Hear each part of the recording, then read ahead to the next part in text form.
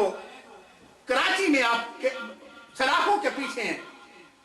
پسے دیوار جب پھینکا گیا آپ کے صاحبزادے نوجوان حضرت سید مفتی خلیل احمد مسجد وزیر خان کے خطیب ادھر پھانسی کا حکم لاہور ہوا.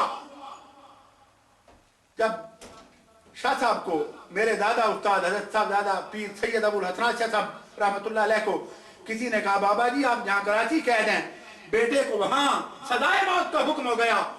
آنکھوں میں آنسو آ گئے.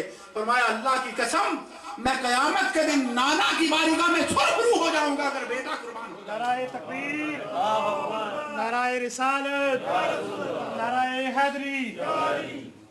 حضرت علامہ شہباز احمد چشتی صاحب ان بزرگ علماء نے اپنے سینوں پہ گولیاں کھائیں رسول اللہ صلی اللہ علیہ وسلم کے نام پاک پر. آج ضرورت اس عمر کی ہے کہ ہمیں آنکھیں کھولیں, ہم جاگیں, اس مسئلے کو سمجھیں اور اپنی اولادوں کو بتائیں, اور خود کبھی بھی یہ کاروبار میں بزنس میں اگر ہمیں پتہ چل بھی جائے کہ یہ سٹور مرزائیوں کا ہے پھر بھی ہم نے وہاں ہی جانا ہے, ہم نے پھر بھی وہاں جانا.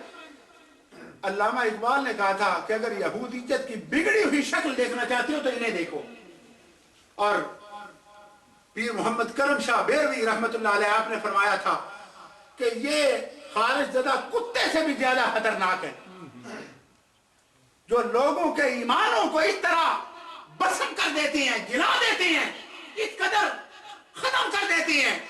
جتنا بھی ہو سکے ان لوگوں سے بچو اور مت بزنس تو انہیں مت لیک سلیک رکھو ان سے.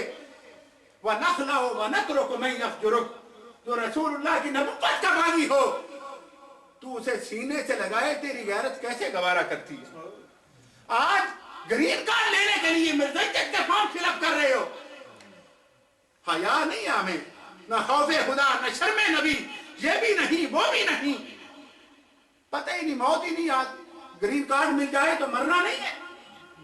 رسول اللہ کی بارگاہ میں کیا منہ دکھائیں گے.